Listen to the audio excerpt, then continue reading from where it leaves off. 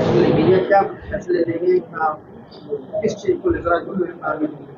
जी आज हमारे कार्यकर्ताओं की मीटिंग थी, उसके अंदर दो बड़े कारण से ये मीटिंग रखी गई। एक सभी कार्यकर्ताओं से मिलने के लिए, हल्के के अंदर किस प्रकार से संगठन को आगे और बढ़ाया जा सकता है इस पर चर्चा करने के लिए, और साथ ही साथ 1 तारीख को हमारा एक बड़ा प्रदर्शन है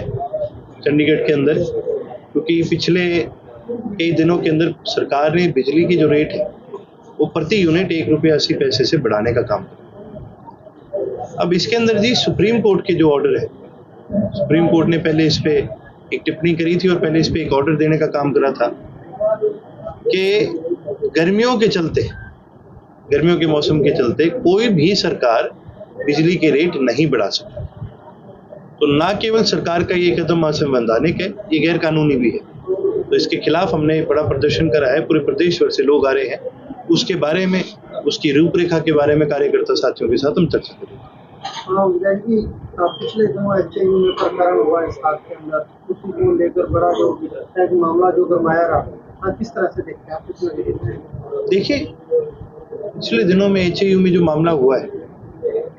मैं ये बात मानता हूँ कि हमारे हरियाणा प्रदेश के लिए एक बड़ी शर्म की बात है। देखिए, एचएयू जो है एक ऐसी यूनिवर्सिटी है जो ना केवल हरियाणा में, ना केवल भारत में, पर पूरे विश्व में सबसे प्रसिद्ध एग्रीकल्चरल यूनिवर्सिटीज में से एक है। विश्व भर से बच्चे आते हैं, दुनिया भर से बच्चे यहाँ पर पढ़ने के लिए आते हैं, और जब बच्चों के साथ उन्हीं के वीसी द्वारा ऐसा सलूक किया जाए, पहले उनकी स्कॉलरशिप काटी गई, स्कॉलरशिप की जब मांग रखी तो उन बच्चों को पीटा गया, और पीटा भी नहीं, लठों से मारा गया। 9 टांके लगे एक बच्चे के, और फिर मामले को दबाने की कोशिश की गई। पर मैं तो धन्यवाद करता हूँ आईएसओ के जो छात्र साथी है, वो मौके पर पहुंचे और उन्होंने फर्जी एमएलआर के खिलाफ एक पीआईएल कोर्ट के अंदर डालने का काम करा, जिसकी वजह से नई एमएलआर बनी, नई इसकी जांच हुई, बच्चों को न्याय मिला, और जो बच्चे धरने पर उसके बाद बैठे, सरकार को भी उन बच्चों की मांग को मानना पड़ा। मैं इसके लिए बच्चों का भी धन्यवाद करता हूं, और एचएयू के जो छात्र हैं जिन्होंने इकट्ठे होकर के इस लड़ाई को लड़ने का काम करा, मैं उनका भी धन्यवाद करता हूं। इसी प्रकरण के चलते दुष्यंत चौटाला ने एक बयान दिया था पूर्व विधायक रामचंद्र कमोच को लेकर, ओबीसी समाज को लेकर। उन्होंने पलटवार करते हुए ये भी कहा कि चौटाला परिवार की राजनीति बचाने वाला कमोच समाज और ओबीसी समाज। देखिए जी, दुष्यंत ने क्या सोच के ये चीज की मेरे को तो पता नहीं। वो वैसे भी एक बड़ा नॉन सीरियस आदमी है, जैसे कि आपने देखा होगा राजनीतिक तौर से बोलने की कोई उसको समझ है नहीं। और रही बात जो ये कहते हैं कि भी चौटाला परिवार को राजनीति में बचाने वाला कोई एक समाज था, तो मैं उनको एक चीज बता देना चाहता हूँ। जननायक चौधरी देवीलाल 36 बिरादरी के आदमी थे, वो सबको साथ लेके चलते थे, और चौधरी ओम प्रकाश चौटाला भी सबको साथ लेके चलते थे। चौधरी ओम प्रकाश चौटाला ने अपने राजनीतिक जीवन में कभी भी जात पात की राजनीति करना तो दूर की बात, उसकी तरफ झांक करके देखा भी नहीं। हम इन चीजों में विश्वास नहीं रखते। हम गरीब किसान और मजदूर की लड़ाई को और छोटे व्यापारी की लड़ाई को लड़ने का काम करते हैं। रानिया से आप विधायक बन गए, रानिया की जनता ने आपको चुनकर भेजा। रानिया के विकास कार्य जो बहुत अधूरे पड़े हैं, कहीं ना कहीं लोगों में रोष भी है विधायक रानिया में आते हैं। देखिए जी, मैं पिछले 2 महीने से विदेश था। मेरे खुद के निजी कारण थे। मेरी वाइफ का ट्रीटमेंट चल रहा था, उनके ट्रीटमेंट के लिए गया हुआ था, तो मैं यहाँ था नहीं। लेकिन लगातार मेरी चेयरमैन साहब से और कार्यकर्ता साथियों से सबसे बात होती रही। कई सारे विकास के कार्य हैं जो कि मैंने कहा था अभी रानिया में जरूर पूरे होंगे, और अभी तो 6-7 महीने हुए।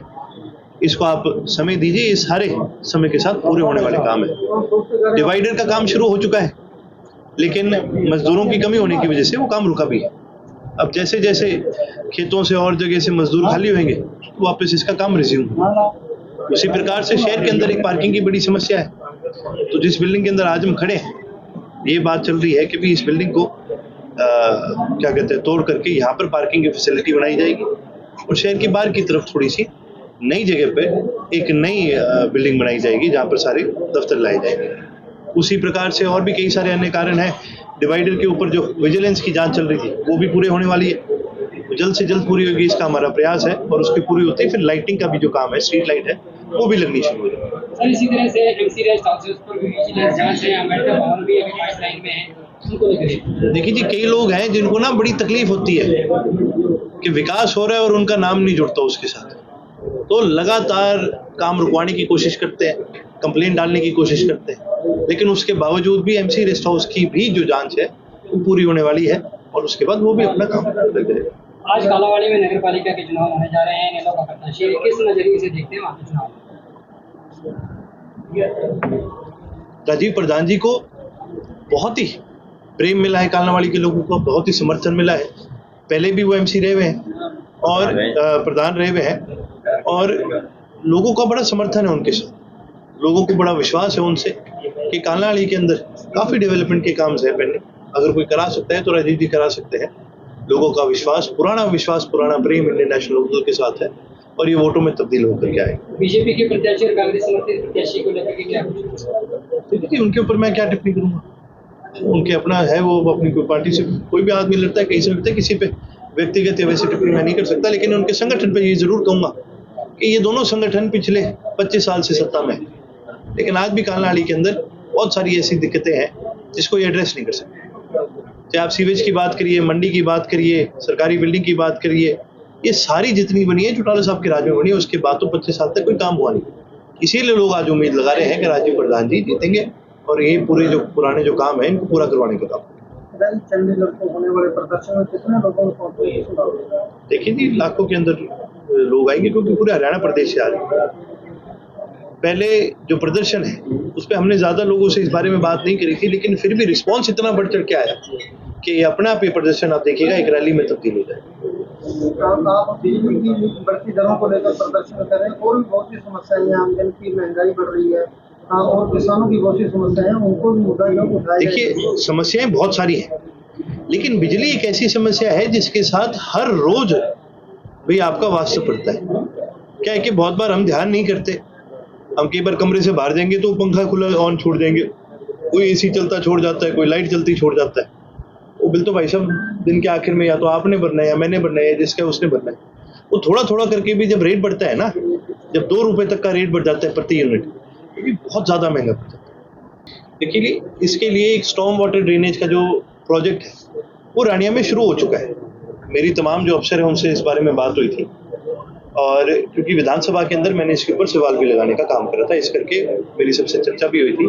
ये प्रोजेक्ट शुरुआत की स्टेजेस में है, इसकी प्लानिंग सारी हो चुकी है, इसकी इम्प्लीमेंटेशन जल्दी होने वाली है। विधायक हल्का रानिया जीजा चौटाला जी पार्टी के हल्का के अध्यक्ष वाले पार्टी के राष्ट्रीय कार्यकारिणी के मैंबर अजीत धर्मवीर जी नैन, चेयरमैन साहब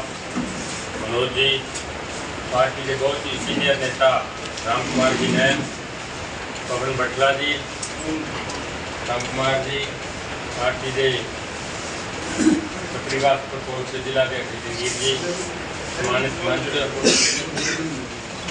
जिन्हें सोनू स्वामी जी ने दसिया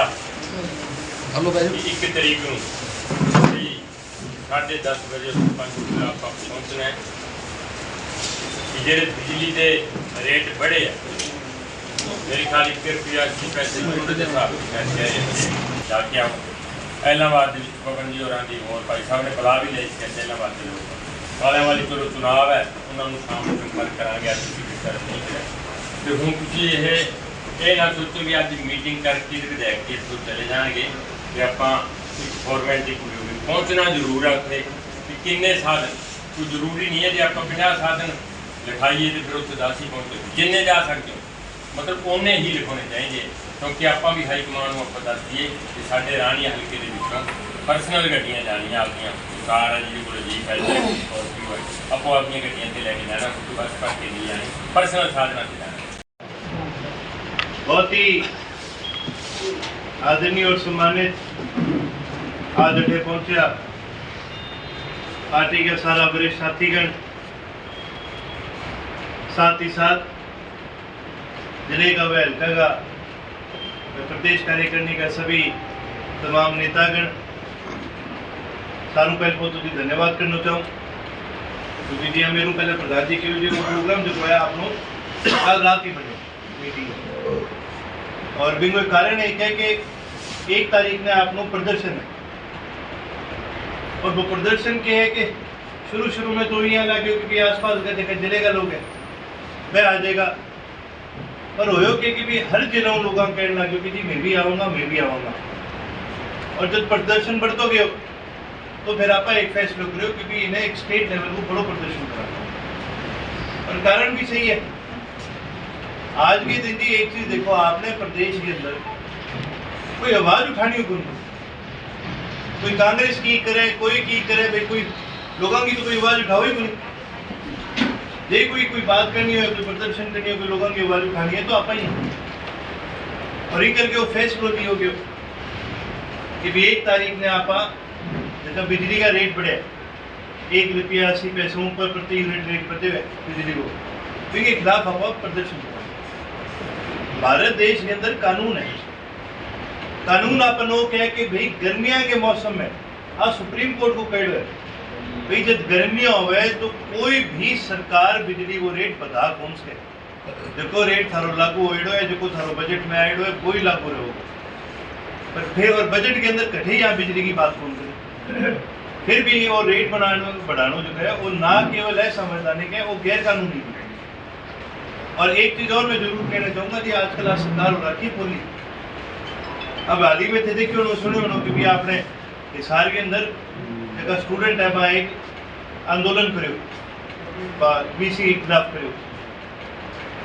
तो सरकार इतनी कांप की भी बात हो जब लोग बैठे ज्यादा जान लग गया जब लोगों को समर्थन मिलने लग गया तो सरकारी बातों इतनी लगी कि भाई सारी की सारी बाकी टावरा की मांग है बस सारी की सारी मांग एलवीसी ने 6 महीने खातर सस्पेंड की थी तो सरकार इस समय पे एक बड़ी कमजोर सी सरकार है थारून दबन वाली सरकार है आप ही मौके पर जितनी ज्यादा ताकत दिखावांगा वित्तीय आपन मजबूती मिलेगी। जब चौटाला साहब को ध्यान तो भी समय जी मैं फार्म करूं तो आपने भादराड़ा जगह पूर्व विधायक है कामरेड साहब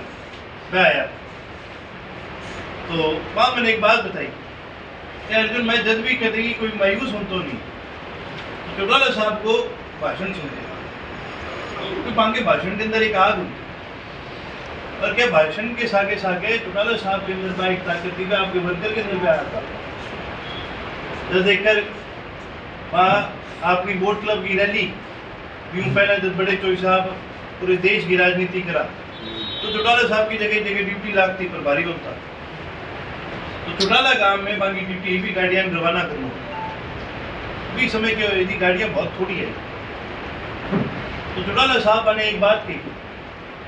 और पूरे आपके तरीके में बांगो अंदाज था तो मेरा जो बड़ा बांगा तो सुने है बोलने को तरीका होता अंदाज जो है और मैं बन गई कि यार थे अगर मैंने तगड़े ही कौन करोगा थे मेरे सागे कौन लागोगा थे मेरे सागे फिरोगा को नहीं मैं तगड़ो को नहीं होऊंगा तो फिर आपका काम किया कर ये सारू पहले तो थानो तगड़ो होना पड़ेगा फिर मैं तगड़ो होऊंगा और फिर आप सारा ने